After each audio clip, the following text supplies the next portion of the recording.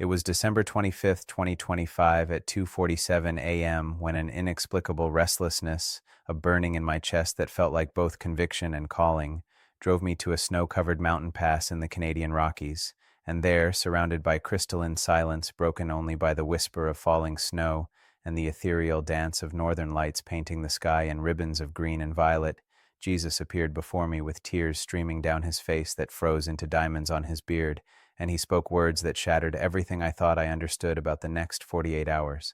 Jonathan, they're celebrating my birth while planning my funeral in their hearts. The next 2 days will determine who truly knows me and who has only known about me.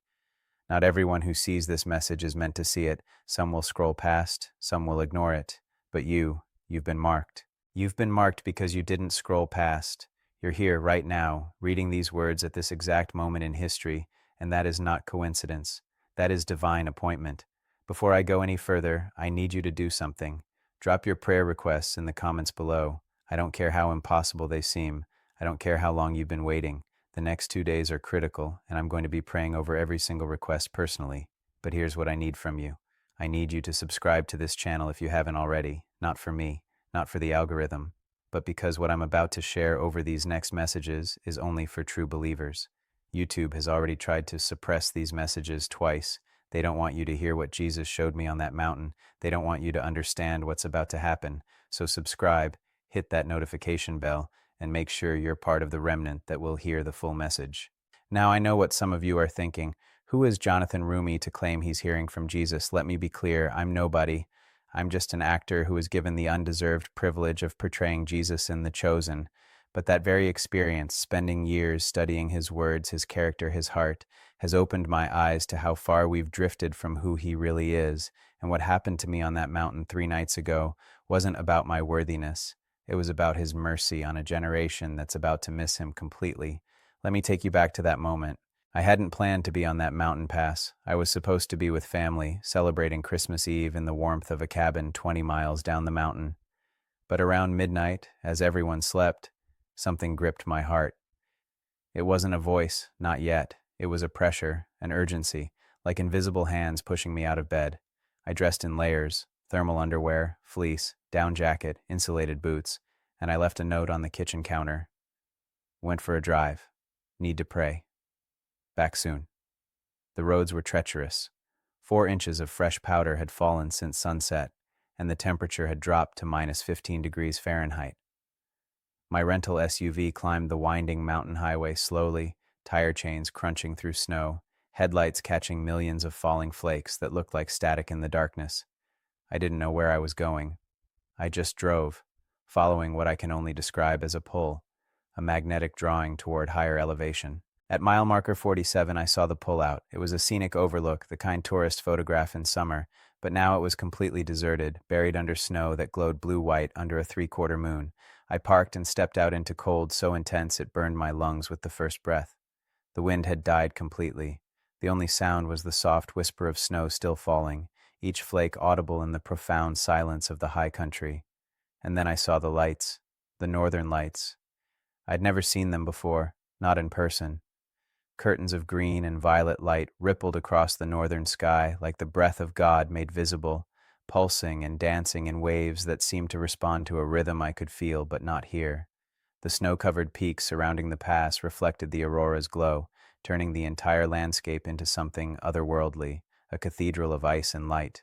I walked to the edge of the overlook, where a wooden railing marked the boundary between the road and a steep drop into a valley filled with ancient pines. My breath formed clouds that caught the aurora's light. My hands, even in insulated gloves, began to ache with cold. And I prayed. Jesus, I whispered, why am I here? What do you want me to hear? The temperature dropped further. I could feel it, a sudden plunge that made the hairs in my nose freeze and my eyes water.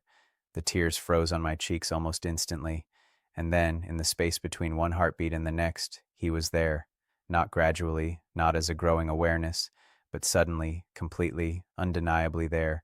He stood 10 feet in front of me, at the very edge of the overlook, his back to me, looking out over the valley. He wore simple robes that moved in a wind I couldn't feel, and his hair, dark and long, caught the light of the aurora above. Snow fell around him but didn't land on him, as if even the weather recognized his presence and dared not touch him. Lord? My voice cracked, my knees weakened. He turned, and I saw his face. This is where I need you to understand something. I've portrayed Jesus. I've studied paintings, icons, historical reconstructions. I've imagined his face 10,000 times, but nothing prepared me for the reality of his eyes. They held galaxies. They held grief. They held a love so fierce and complete that I felt simultaneously seen to my core and completely safe for the first time in my life. But he was weeping. Tears ran down his face in steady streams, and in the extreme cold, they froze into tiny crystals that clung to his beard like diamonds, catching and refracting the aurora's light. He didn't wipe them away. He let them fall, let them freeze, as if he wanted me to see the physical evidence of his grief. "Jonathan," he said, and his voice was like nothing I can adequately describe. It was gentle but carried the weight of authority that created mountains. It was intimate but filled the entire valley. "Do you know what day this is?" "It's Christmas," I stammered. "Your birthday. We're celebrating." "They're celebrating a baby," he interrupted, and his voice carried an edge of sorrow so deep it made my chest ache. "They're celebrating a story, they're celebrating a tradition, but they're not celebrating me." He walked toward me, and with each step, the snow beneath his feet didn't compress. He walked on top of it, leaving no prints, as if he weighed nothing or everything. He stopped 3 feet away, close enough that I could see the individual frozen tears on his face, close enough that I could see my own reflection in his eyes. "The next 2 days are critical, Jonathan, not because of what I will do, but because of what they will reveal about every person who claims my name." "I don't understand," I said. He raised his hand, and the aurora above us intensified, the lights growing brighter, pulsing faster. "Look," he commanded. The lights began to form images, like a screen in the sky. I saw churches, thousands of them, tens of thousands. I saw people in pews, people singing, people celebrating Christmas services. But as I watched, Jesus spoke again. "Watch their hearts." And suddenly I could see deeper. I could see past the smiles, past the songs, past the decorations. I saw hearts that were thinking about dinner plans, hearts anxious about family drama, hearts mentally reviewing their gift lists, worried they'd forgotten someone, hearts present in body but absent in spirit, hearts celebrating a holiday but not encountering a person. "They've turned my incarnation into an event," Jesus said, his voice breaking. "They've turned the moment when heaven invaded earth into a calendar date to be observed and then forgotten, and tomorrow, December 26th, and the day after, December 27th, will reveal who actually met me and who just attended a party in my name." The cold was becoming unbearable. My fingers were going numb despite the gloves. My face felt like it was burning and freezing simultaneously. But I couldn't move. I couldn't look away. "Lord, what happens in the next 2 days?" He turned back toward the valley, and I stepped beside him, both of us looking out over the expanse of snow-covered wilderness illuminated by the dancing aurora. "In the next 2 days, the celebration ends, the decorations come down, the music stops, the special services are over, and I watch to see who still seeks me when the party is finished." He paused, and another wave of tears fell, freezing instantly. "I watch to see who loved the event, or who loves the person. I watch to see who celebrated a birth or who wants a relationship. And Jonathan, the statistics are devastating." "Show me," I whispered. He raised both hands, and the aurora exploded into a panorama of visions that stretched across the entire sky. I saw millions of people, people I recognized from the church scenes, waking up on December 26th. I saw them taking down trees, packing away decorations, returning to their normal routines. And I saw Jesus, invisible to them, standing in their homes, in their cars, in their offices, waiting to be acknowledged, waiting to be sought, waiting for someone to say, "Now that the celebration is over, I want more of you." But in vision after vision, he was ignored. 93%, Jesus said, and his voice was barely a whisper. 93% of people who celebrated my birth yesterday will not seek my face tomorrow. They'll go back to their lives as if nothing happened, as if God didn't put on flesh and move into the neighborhood, as if the infinite didn't become an infant for love of them. I felt tears on my own face now, and they too began to freeze in the brutal cold. But Lord, they're tired. They're busy. They don't mean, don't they? He turned to me sharply, and for the first time, I saw not just sorrow but righteous anger in his eyes. Jonathan, I left heaven for them. I subjected myself to time, to limitation, to hunger, to pain. I did it so they could know me, not know about me, and they've turned it into a holiday, a day off work, an excuse for a party.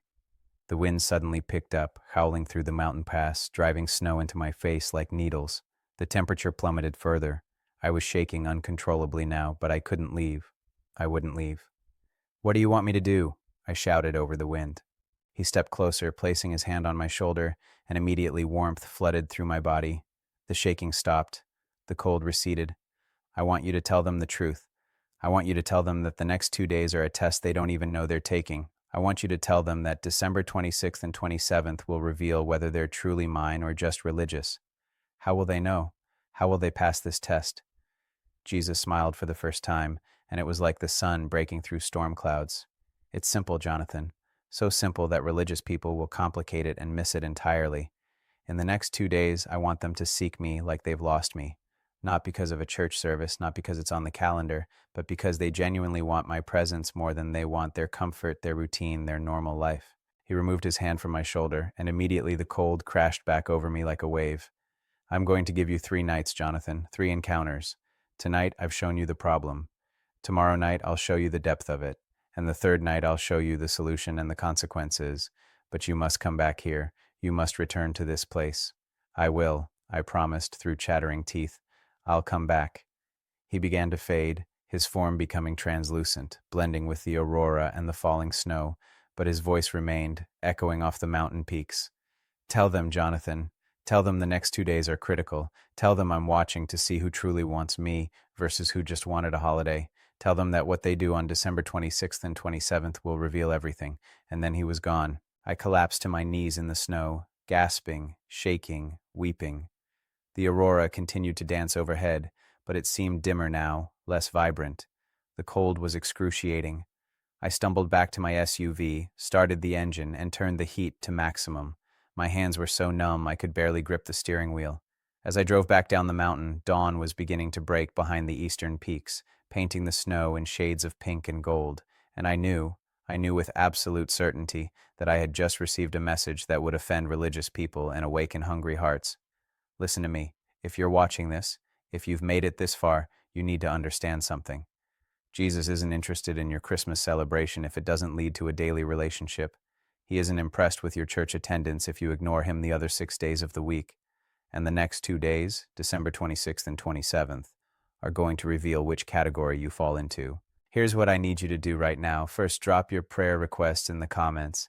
I'm going to pray over every single one because the next 2 days are critical for breakthrough. Second, subscribe to this channel if you haven't already, because tomorrow night I'm going to share what Jesus showed me in the second encounter, and it's going to challenge everything you think you know about being a Christian. Third, I need you to ask yourself a hard question. When the celebration ends, when the decorations come down, when life returns to normal, will you still seek him? Because he's watching. He's waiting. And the next 2 days will tell him everything he needs to know about your heart. Tomorrow night, I'll share what happened when I returned to that mountain pass and what Jesus revealed about the depth of this crisis in the church. But I'm warning you now, it's going to make you uncomfortable. It's going to challenge you, and it might make you angry. But if you're truly his, you'll come back, you'll watch, and you'll let his words transform you. The next 2 days are critical. Don't waste them. I barely slept on December 25th. How could I? Every time I closed my eyes, I saw his face. Those tears freezing into diamonds, the grief in his eyes, the aurora dancing behind him like heaven itself was weeping. My family asked if I was feeling well. I told them I was fine, just tired from the early morning drive. But the truth was, I was terrified of what he would show me when I returned to that mountain pass. The day dragged on with agonizing slowness. We exchanged gifts. We ate a feast. We laughed and told stories. And the entire time I kept thinking about what Jesus had said. They're celebrating a baby, but they're not celebrating me. I watched my own family, good people, faithful people, and I wondered how many of them would seek him tomorrow when the celebration ended. How many would wake up on December 26th and hunger for his presence the way they'd hungered for Christmas morning? The question haunted me. At 11:47 p.m. on Christmas night, I told my family I needed to go for another drive. My brother-in-law looked at me like I was crazy. "It's even colder tonight," he said, checking his phone. -22 degrees. There's a wind chill advisory. Jonathan, whatever you're looking for up there can wait until morning. But it couldn't wait. I knew it couldn't wait. I made the drive again, chains on the tires, heater blasting, hands gripping the steering wheel so tight my knuckles were white. The roads were worse than the night before. Ice beneath the new snow, treacherous and unforgiving. Twice the SUV fishtailed, and I had to slow to 15 miles per hour to maintain control. The drive that should have taken 30 minutes took nearly an hour. When I reached mile marker 47, I saw something that made my breath catch. The pullout was glowing. Not with artificial light. There were no streetlights up here, no other cars. It was glowing with the same ethereal green and violet light of the aurora, but concentrated, focused, as if the northern lights themselves were pooling in that specific location, waiting for me. I parked in the exact same spot as the night before and stepped out into cold that was beyond anything I'd ever experienced. The wind hit me like a physical force, driving snow and ice crystals into my face with such violence that I had to turn away and shield my eyes.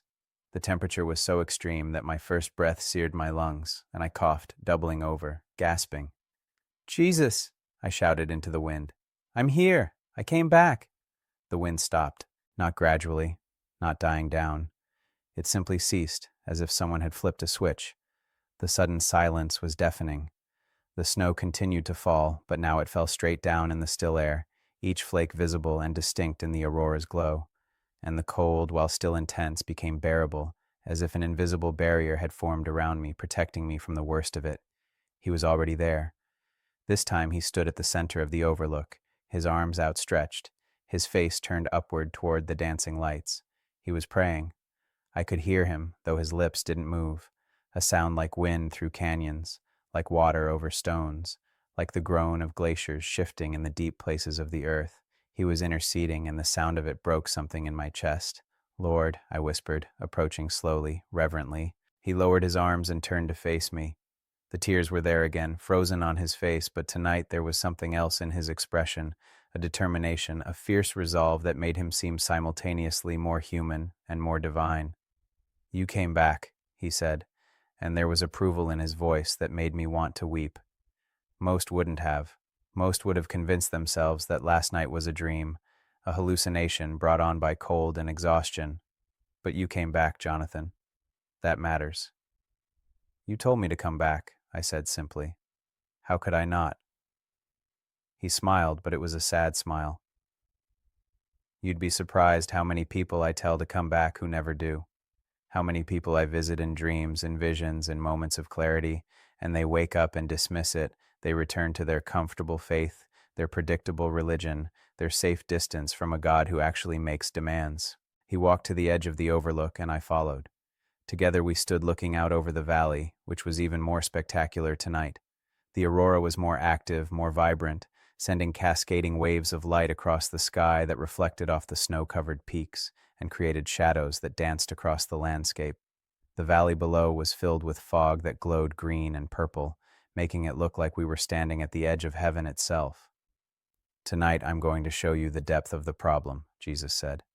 "Last night I showed you that 93% of people who celebrated my birth will not seek my face when the celebration ends. Tonight I'm going to show you why. I'm going to show you what has replaced me in their hearts." He raised his hand, and the aurora above us began to shift and coalesce, forming images again. But these were sharper, more detailed, more painful to watch. "Look at the churches," he commanded.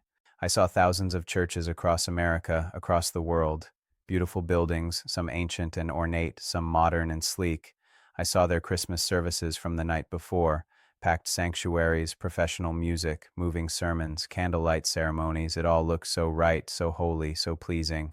"Now look deeper," Jesus said. "Look at what they're actually worshiping."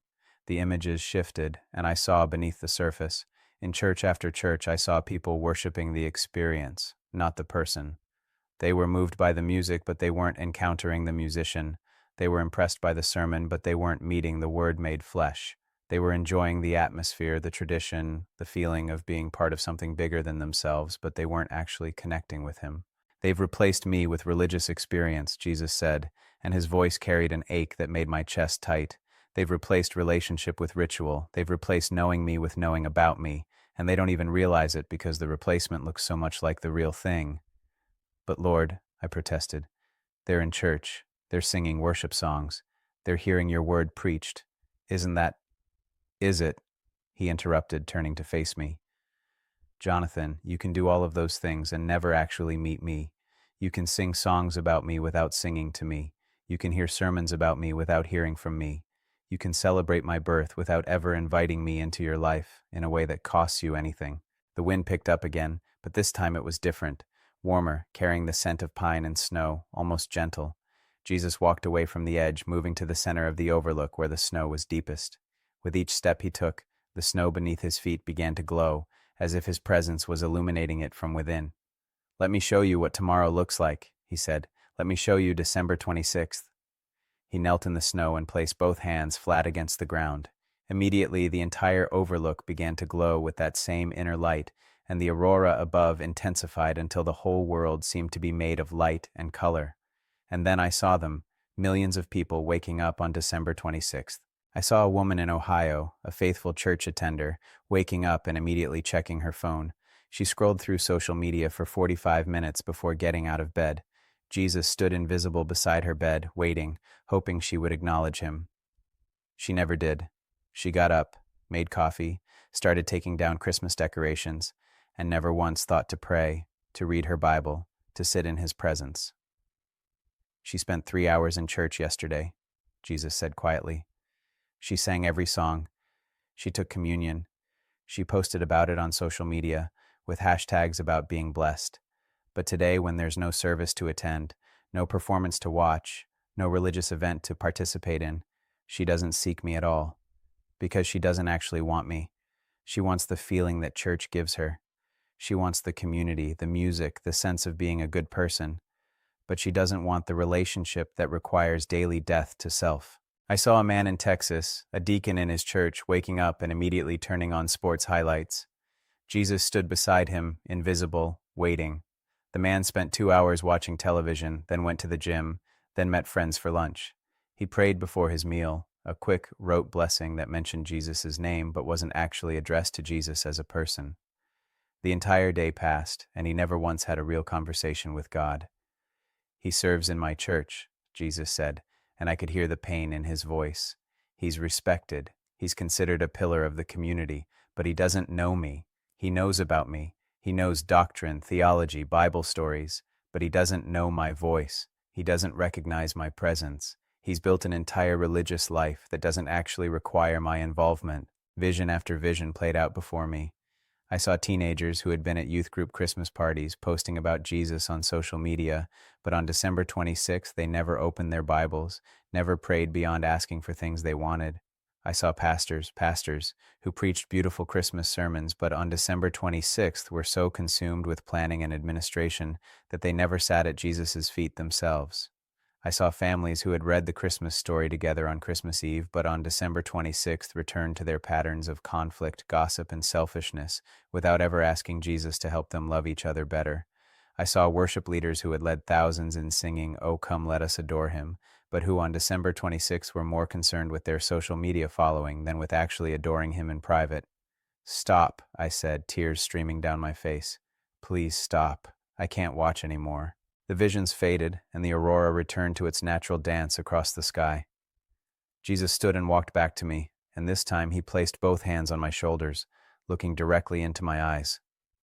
"Do you understand now, Jonathan? Do you see the depth of the crisis?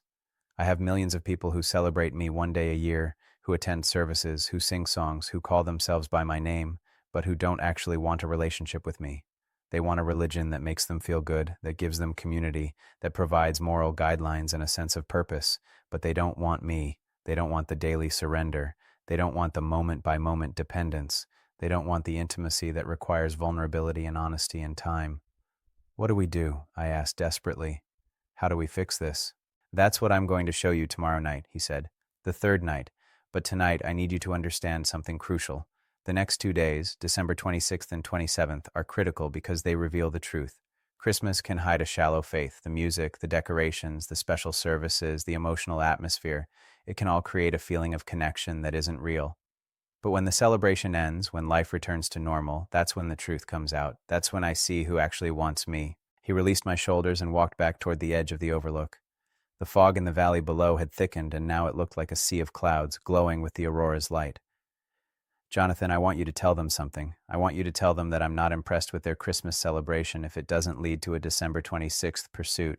I'm not moved by their songs if they don't lead to a conversation. I'm not satisfied with their church attendance if it doesn't lead to a daily relationship. They're going to be angry, I said. They're going to say I'm being judgmental, that I'm questioning their faith.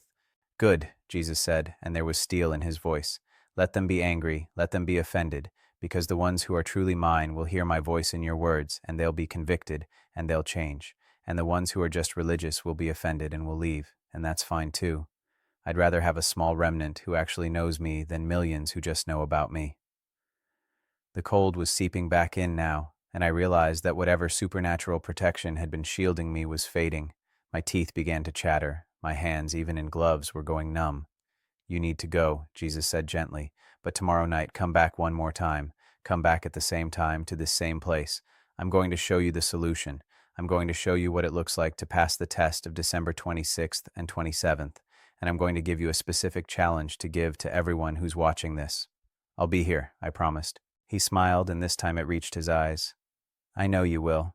You're one of the few who would drive through a blizzard in minus 22-degree weather just to meet with me. Do you know how rare that is? Do you know how many people say they love me but wouldn't inconvenience themselves in the slightest to spend time with me? He began to fade, his form becoming translucent, blending with the falling snow and the aurora's light, but his voice remained, echoing across the valley. Tell them, Jonathan. Tell them that the next 2 days will reveal everything. Tell them that I'm watching to see who seeks me when the party's over. Tell them that I'm not interested in their religious performance. I want their hearts. I want their time. I want their actual presence, not their religious attendance. And then he was gone, and I was alone on the mountain with the aurora and the snow and the brutal cold. I made it back to the SUV, but I sat there for 20 minutes before I could drive, just weeping, just processing what I'd seen. The dashboard clock read 3:34 a.m. In a few hours, December 26th would begin, and millions of people who had celebrated Jesus yesterday would wake up and ignore him today. Listen to me. If you're watching this, if you've made it this far through this message, you need to hear what I'm about to say.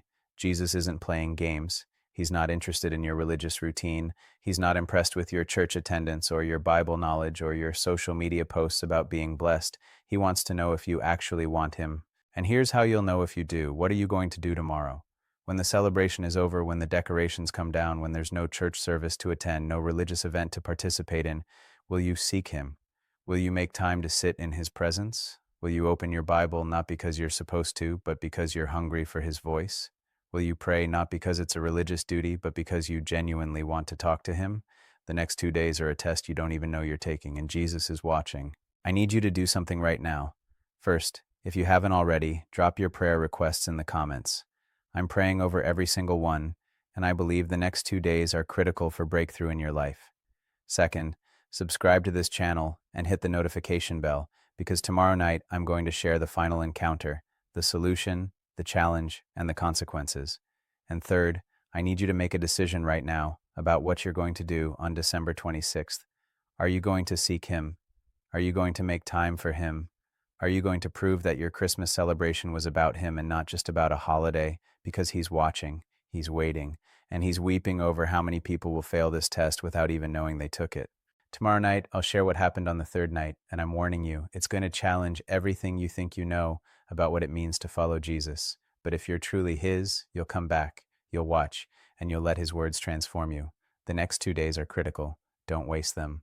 December 26th was the longest day of my life. I woke up at 6:15 a.m. after maybe 2 hours of sleep, and the first thing I did, before checking my phone, before getting out of bed, before anything else, was pray. Not a quick prayer, not a rote recitation. I got on my knees beside the bed in that freezing cabin bedroom, and I wept before him. I told him I was sorry for every time I'd celebrated his birth without pursuing his presence.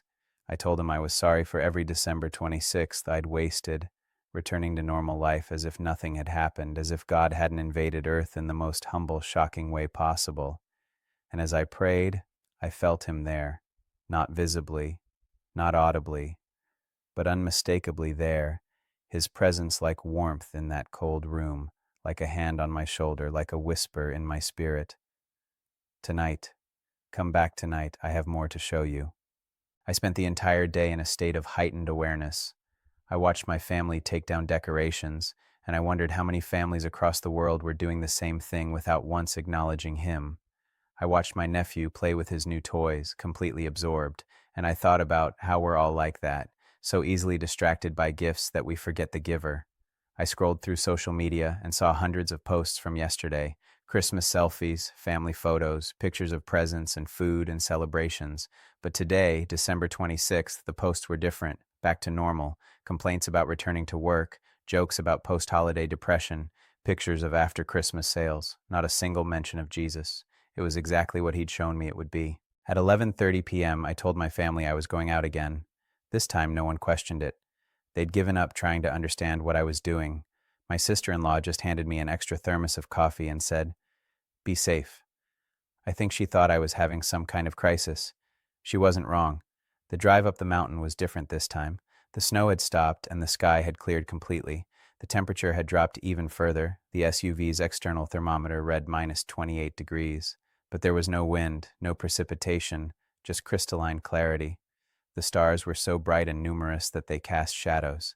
The Milky Way stretched across the sky like a river of light. And the aurora was the most spectacular I'd ever seen, filling half the sky with curtains of green, violet, and even red light that pulsed and danced with an intensity that seemed almost alive. When I reached mile marker 47, I saw that the pullout had been transformed. The snow had been cleared in a perfect circle, about 30 feet in diameter, as if someone had swept it away. But there were no tire tracks, no footprints, no sign of how this had been done. In the center of the circle stood Jesus, but he wasn't alone. There were others with him, translucent figures glowing with their own inner light. Angels, I realized, though they looked nothing like the cherubic figures in paintings. They were tall, powerful, terrifying in their beauty, and they stood in a semicircle behind Jesus, silent witnesses to whatever was about to happen. I parked and stepped out, and this time the cold didn't bother me at all. The moment my feet touched the ground, warmth enveloped me, as if I'd stepped into an invisible room heated to perfect comfort. I walked toward the cleared circle, toward Jesus, and as I approached, the angels parted, creating a path. "Jonathan," Jesus said, and his voice was different tonight, stronger, more authoritative, carrying a weight that made me want to fall on my face. "This is the third night. This is the night I show you the solution and the consequences. This is the night I give you the message that will separate the hungry from the religious, the true believers from the pretenders." I stepped into the circle, and immediately the world changed. The overlook, the mountains, the valley, they were still there, but they seemed to exist in multiple dimensions simultaneously. I could see the physical landscape, but I could also see the spiritual reality overlaying it. I could see demons in the valley below, dark shapes moving through the fog, whispering lies to people in their sleep. I could see angels stationed on the mountain peaks, standing guard, watching. I could see the prayers of the faithful rising like incense, golden streams of light ascending to heaven. And I could see the spiritual deadness of the religious, a gray fog that clung to churches and homes, suffocating and thick. "Do you see it now?" Jesus asked. "Do you see the battlefield? Do you see what's really happening while people sleep, while they go about their normal lives, while they celebrate me one day and ignore me the next?" "I see it," I whispered, overwhelmed. He walked to the edge of the circle, and with a gesture, the aurora above us exploded into a massive vision that filled the entire sky. "Watch," he commanded.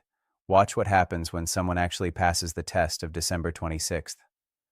I saw a young woman in Colorado, waking up on December 26th.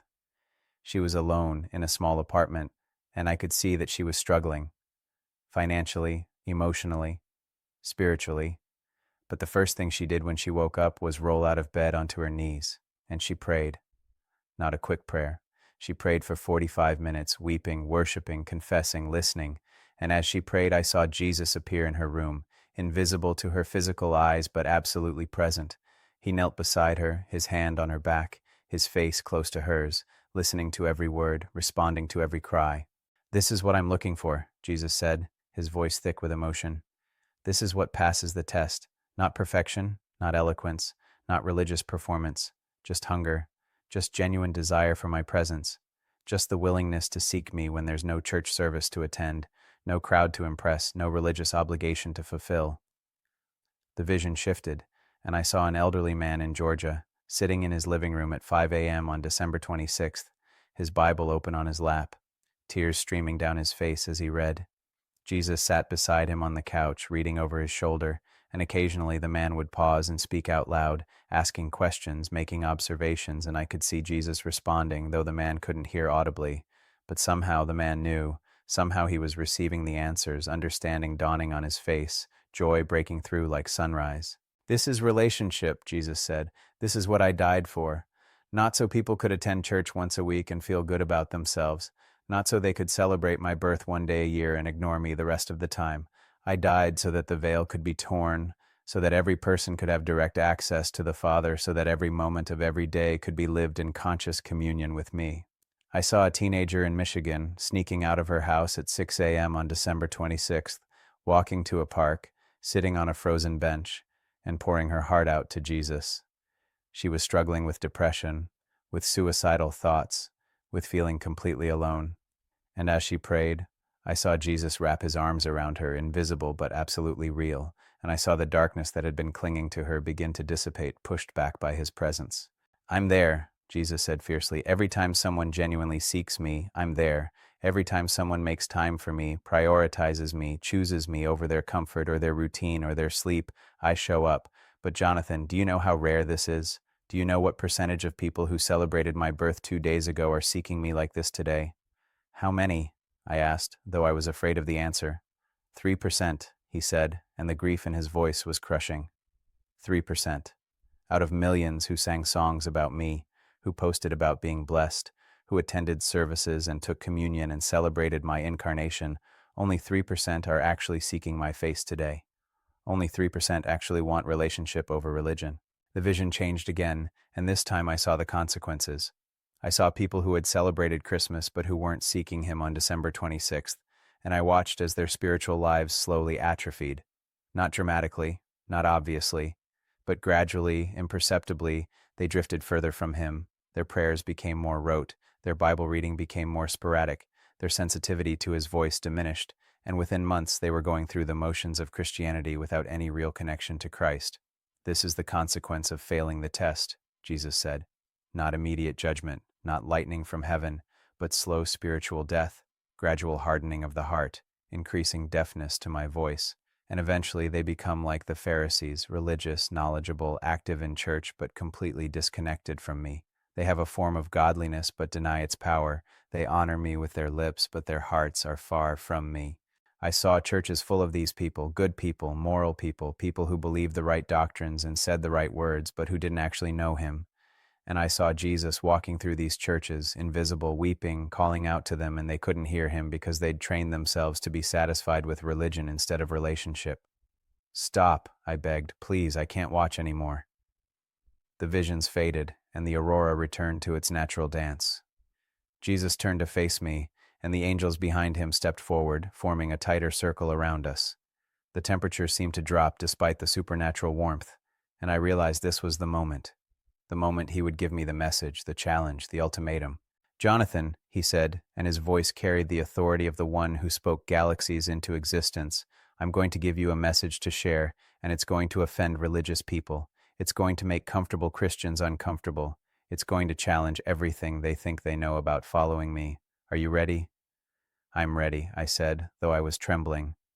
He stepped closer, and suddenly we were face to face, inches apart, and I could see every detail, the compassion in his eyes, the determination in his jaw, the tears that still clung to his beard. "Tell them this. The next 2 days, December 26th and 27th, are a test that reveals whether they're truly mine or just religious. Tell them that I'm not impressed with their Christmas celebration if it doesn't lead to a daily pursuit of my presence. Tell them that I'm watching to see who seeks me when the party's over, when the music stops, when there's no religious event to attend."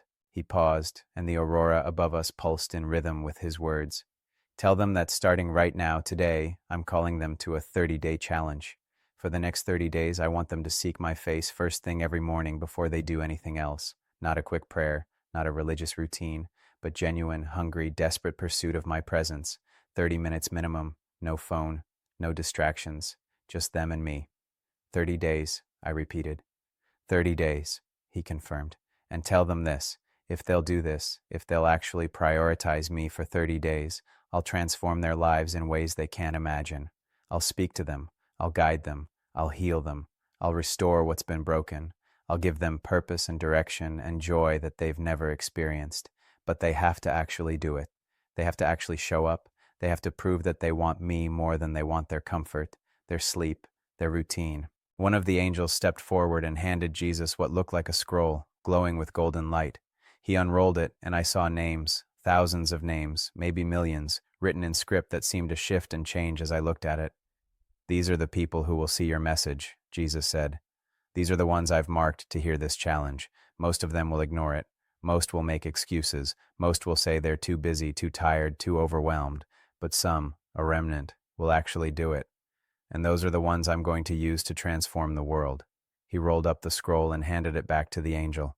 Then he placed both hands on my head, and immediately I felt fire, not painful but intense, burning away doubt and fear and hesitation.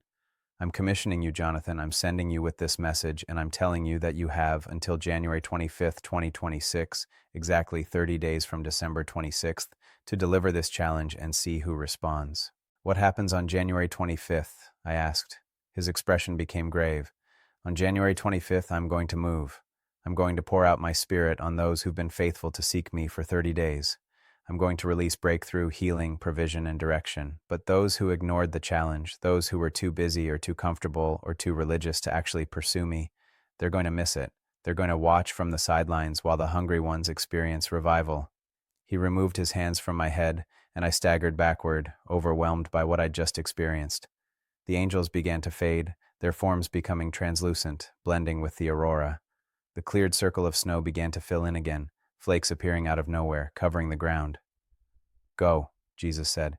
Tell them, give them the challenge, and watch what I do with those who actually respond. What about the ones who don't? I asked. What about the 97% who won't do this? His expression was heartbreaking. I'll keep calling them. I'll keep pursuing them. I'll keep creating opportunities for them to choose relationship over religion. But Jonathan, there comes a point where I stop striving with people who consistently choose everything else over me.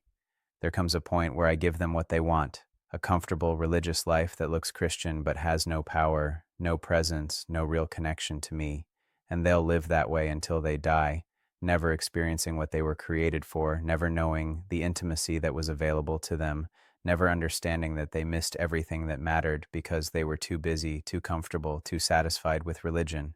He began to fade, his form becoming translucent like the angels. 30 days, Jonathan, 30 minutes a day, starting December 26th. Tell them that's the challenge. Tell them that's how they pass the test. Tell them that I'm waiting, watching, hoping they'll choose me over everything else. I'll tell them, I promised. I know you will, he said, and he smiled, a smile of such love and approval that it made me want to weep. You're one of the 3%. Don't ever forget that. Don't ever go back to religious routine. Stay hungry, stay desperate, stay in love with me. And then he was gone, and I was alone on the mountain with the stars and the aurora and the profound silence of the high country. I don't know how long I stood there, maybe 10 minutes, maybe an hour. Time seemed irrelevant. But eventually I walked back to the SUV, got in, and just sat there, processing everything I'd seen, everything I'd heard, everything I'd experienced.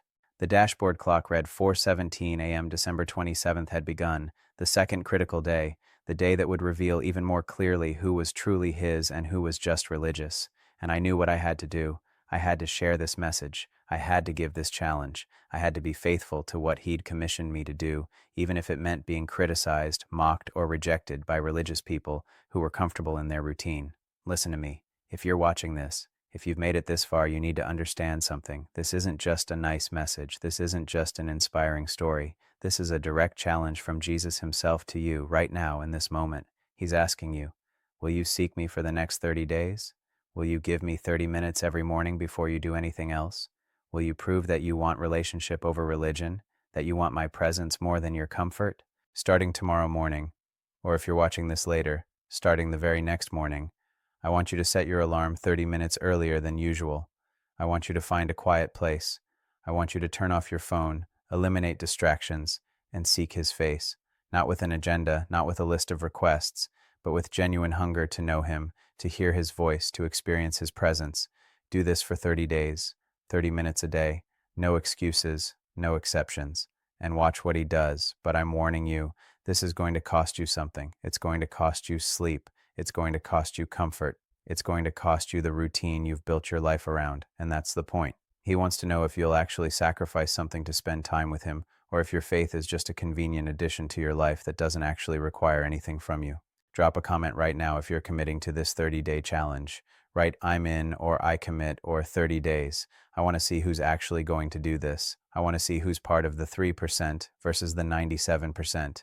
And subscribe to this channel if you haven't already, because tomorrow I'm going to share the final part of this message, the practical steps, the specific instructions, and what you can expect to happen if you're faithful to this challenge. The next 2 days are critical. December 26th and 27th will reveal everything about your relationship with Jesus. Don't fail this test. Don't be part of the 97% who celebrated his birth but won't pursue his presence. He's waiting for you, he's watching, and he's hoping, desperately hoping, that you'll choose him. I'm writing this on December 28th, 2025, 3 days after that first encounter on the mountain pass. I haven't slept more than a few hours each night. I can't.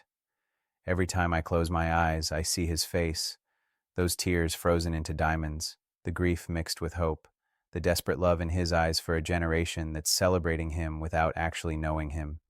Yesterday morning, December 27th, I woke up at 5 a.m. and did exactly what he challenged me to do. I found a quiet corner of the cabin, turned off my phone, and I sought his face for 30 minutes. And let me tell you something, it was harder than I expected. My mind wandered. I thought about my schedule, about this message I needed to record, about 100 different things, but I kept bringing my focus back to him, kept asking him to speak, kept positioning my heart to listen, and he showed up, not visibly like on the mountain, but his presence filled that room in a way that was undeniable, and he spoke, not audibly, but clearly, directly into my spirit. He gave me specific instructions for this final message, specific things he wanted me to tell you, specific steps he wanted me to lay out. So this is it. This is the final part. This is where I give you the practical application, the specific challenge, and the warning about what happens if you ignore this. But first, I need to tell you what happened when I went back to that mountain pass yesterday afternoon, December 27th, in the daylight. I drove up there around 2 p.m. when the sun was at its highest point. Though this far north in late December, highest point still meant the sun was low on the horizon, casting long shadows across the snow. I wanted to see the place in daylight, wanted to confirm that what I'd experienced was real and not some cold-induced hallucination. The pullout at mile marker 47 looked completely ordinary in daylight, just a scenic overlook with a wooden railing, a small informational sign about the mountain range, and snow, lots of snow. There was no evidence of the cleared circle from the third night. No footprints except my own from the previous visits. No sign that anything supernatural had occurred there. But as I stood at the railing looking out over the valley that had been filled with glowing fog and spiritual warfare just hours before, I felt him speak to my heart. This is what faith looks like, Jonathan. The evidence of things not seen, the substance of things hoped for.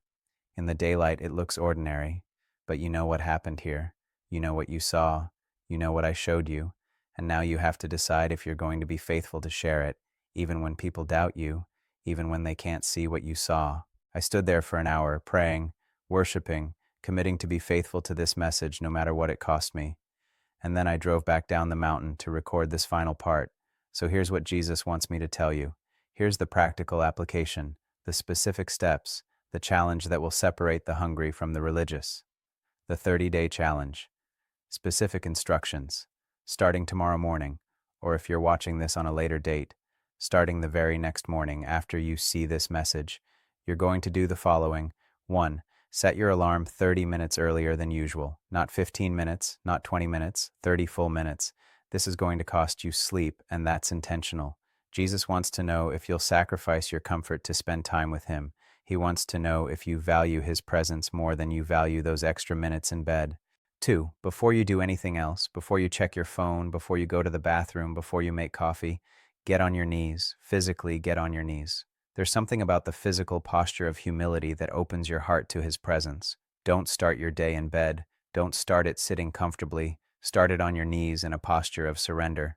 3. Spend the first 10 minutes in worship, not singing necessarily unless you want to, but worship, declaring who He is, thanking Him for specific things, acknowledging His lordship over your life. Speak it out loud. Don't just think it. There's power in verbal declaration.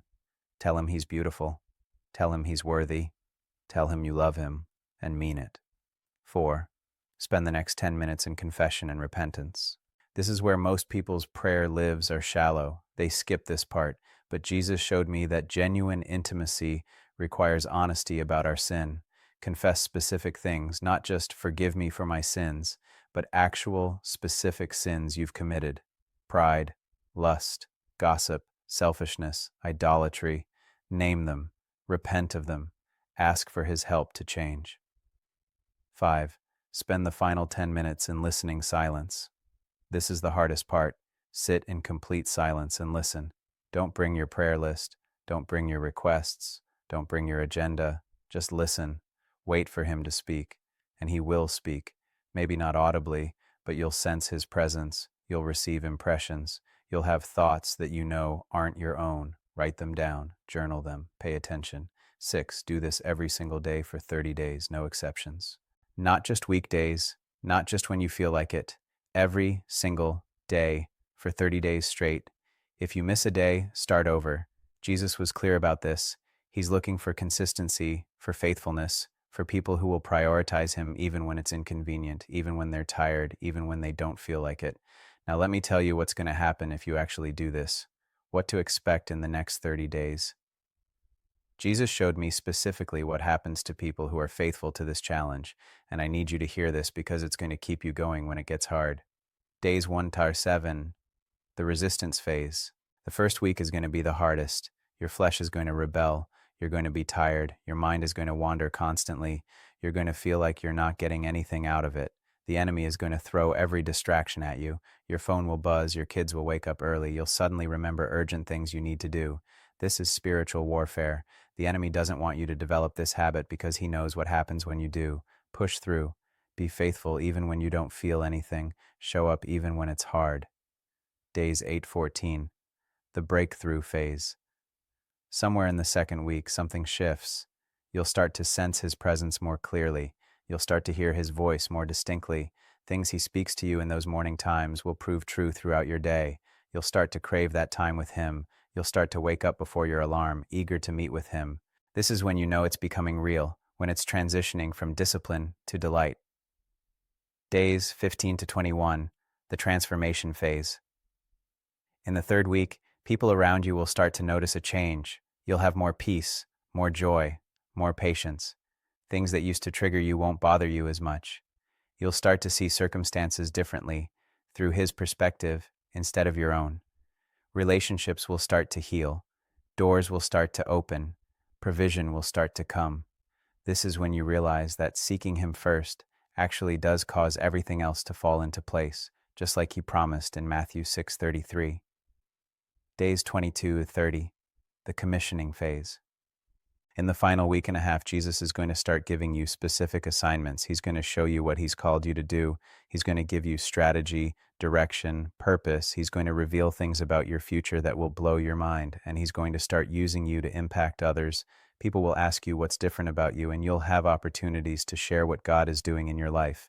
This is when you transition from being a consumer of religion to being a carrier of His presence. The January 25th promise. Now here's what Jesus specifically told me to tell you. If you're faithful to this 30-day challenge, if you seek His face for 30 minutes every morning from December 26th through January 24th, then on January 25th, 2026, He's going to release something special over your life. He didn't tell me exactly what it would be. It's going to be different for each person based on what they need and what He's called them to. But He said it would be undeniable. It would be a clear confirmation that your faithfulness mattered, that your sacrifice wasn't in vain, that He saw you and He's responding. For some of you, it's going to be financial breakthrough. For others, it's going to be healing, physical, emotional, or relational. For some, it's going to be a divine appointment or an open door you've been praying for. For others, it's going to be a supernatural encounter with His presence that marks you for the rest of your life. But here's the key. You won't receive it if you're not faithful to the challenge. You won't receive it if you're part of the 97% who heard this message and ignored it. You won't receive it if you made excuses about being too busy or too tired. The blessing on January 25th is specifically for the 3% who actually did what he asked. The warning. Now I need to give you the warning because Jesus was very clear about this part too. If you hear this message and you ignore it, if you make excuses, if you convince yourself that you're too busy or that your current relationship with God is good enough, then you're going to miss what he's about to do. Not just the January 25th blessing, but the entire move of his Spirit that's coming. Jesus showed me that he's preparing to pour out his Spirit in a way this generation hasn't seen, but he's only going to pour it out on the hungry ones, on the desperate ones, on the ones who proved they wanted him more than they wanted their comfort. The religious people, the comfortable Christians, the ones who are satisfied with attending church once a week and calling it good, they're going to miss it entirely. They're going to watch from the sidelines while the hungry ones experience revival, and they're going to wonder why God isn't moving in their lives. And the answer will be simple: because they didn't want him enough to sacrifice anything for him. Listen, I know this is hard to hear. I know it sounds harsh, but Jesus wasn't soft about this. He was urgent. He was intense. He was pleading with me to make this clear. The next 2 days, December 26th and 27th, are revealing who's truly his and who's just religious, and the next 30 days will determine who experiences the outpouring and who misses it. My personal testimony. Let me share something vulnerable with you. Before these encounters on the mountain, I thought I had a good relationship with Jesus. I play him on television. I spend hours studying his words, his character, his life. I pray regularly. I read my Bible. I'm involved in ministry. But what he showed me on that mountain exposed how much of my faith was still about performance, about looking good, about maintaining an image. He showed me that I was spending more time portraying him than actually knowing him. I was spending more time talking about him than talking to him, and it wrecked me. These past 3 days since I started this 30-day challenge myself have been the most transformative of my life. I've heard his voice more clearly than ever before. I've experienced his presence more tangibly than I thought possible. I've received direction about things I've been confused about for years. I've experienced healing in areas I didn't even know were broken. And it's only been 3 days. I can't imagine what the full 30 days is going to do. I can't imagine what January 25th is going to bring. But I know this: I'm never going back to religious routine. I'm never going back to being satisfied with knowing about him instead of knowing him. I'm never going back to celebrating his birth one day and ignoring his presence the rest of the year. I'm part of the 3% now, and I'm inviting you to join me. The call to action. So here's what I need you to do right now. 1. Drop a comment below committing to the 30-day challenge. Write "I commit" or 30 days or "I'm in." I want to see who's actually going to do this. I want to see who's part of the 3%. And on January 25th, I want you to come back to this video and comment about what God did in your life. 2. Subscribe to this channel and hit the notification bell. I'm going to be posting updates throughout the next 30 days, encouragement, testimonies from people who are doing the challenge, specific things God is showing me. You don't want to miss these messages. 3. Share this video with someone who needs to hear it. Don't just keep this to yourself. There are people in your life who are stuck in religious routine, who are celebrating Jesus without knowing Jesus, who need this challenge. Share it with them. Tag them in the comments. Send them the link. 4. Set your alarm right now for tomorrow morning. Don't wait. Don't say you'll do it later. Right now, while you're watching this, pull out your phone and set your alarm for 30 minutes earlier than usual. Make the commitment now while you're feeling convicted, while his Spirit is moving in your heart. 5. Prepare your space. Find a place in your home where you can meet with him every morning. It doesn't have to be fancy. A corner of your bedroom, a closet, a chair in your living room, just somewhere you can be alone, undistracted, focused on him. Prepare it tonight so it's ready for tomorrow morning. The final word. I want to take you back to that mountain pass one more time. I want you to see what I saw in those final moments of the third encounter, because it's the image that's been burned into my heart, and it's the image I want to leave you with. As Jesus was fading, as the angels were disappearing, as the supernatural cleared circle was filling back in with snow, I looked out over the valley one last time, and in that moment, with the aurora dancing overhead and the stars blazing in the crystal clear sky, I saw something that took my breath away. I saw the landscape as a metaphor for what he was saying.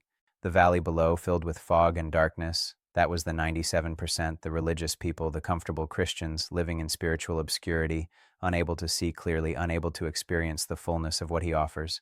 But the mountain peaks, illuminated by the aurora and the stars standing high above the fog in crystal clear air, that was the 3%, the hungry ones, the desperate ones, the ones who were willing to climb, to sacrifice, to pursue him no matter what it cost. And Jesus was calling me, calling all of us to come up higher, to leave the valley of religious routine and comfortable Christianity, to climb the mountain of genuine relationship, even though it's harder, even though it requires sacrifice, even though the air is thinner and the cold is more intense, because the view from the mountain is worth it, the clarity is worth it, the intimacy is worth it, the transformation is worth it. And that's what this 30-day challenge is. It's a climb. It's a choice to leave the comfortable valley and ascend to the place where you can actually see him clearly, hear him distinctly, experience him fully. Most people won't make the climb. Most will stay in the valley, in the fog, in the comfortable obscurity of religion without relationship. They'll celebrate Christmas next year and the year after that, and they'll never understand what they're missing. But you have the opportunity right now to be different. You have the opportunity to be part of the 3%. You have the opportunity to prove that you want him more than you want your comfort, your routine, your sleep. The next 2 days, December 26th and 27th, have revealed the truth about millions of people who claim his name. They've revealed who's truly his and who's just religious. But the next 30 days will reveal the truth about you. Will you seek him? Will you sacrifice for him? Will you prove that your Christmas celebration was about him and not just about a holiday? He's waiting, he's watching, and he's hoping, desperately hoping, that you'll choose him. I'm Jonathan Roumie, and I'm committing to this 30-day challenge. I'm going to seek his face for 30 minutes every morning for the next 30 days, no matter what it costs me. I'm going to be part of the 3%. Will you join me? Drop your commitment in the comments right now. Set your alarm. Prepare your space. And tomorrow morning, when that alarm goes off and your flesh wants to hit snooze, remember what he showed me on that mountain. Remember his tears freezing into diamonds. Remember his desperate love for you. Remember that he left heaven, became a baby, lived a perfect life, died a brutal death, and rose again. All so you could have direct access to him. All so you could know him personally. All so you could experience the intimacy he created you for. Don't waste it. Don't miss it. Don't be part of the 97% who celebrated his birth but won't pursue his presence. The next 30 days are critical. They're going to determine whether you experience the January 25th outpouring or whether you watch from the sidelines while the hungry ones are transformed. Choose wisely. Choose today. Choose him. And I'll see you on January 25th when we come back together to testify about what he did in the lives of those who are faithful. God bless you. I'm praying for you, and I'm believing that you're going to be part of the 3% that changes everything. Now go set that alarm. Your encounter with Jesus starts tomorrow morning.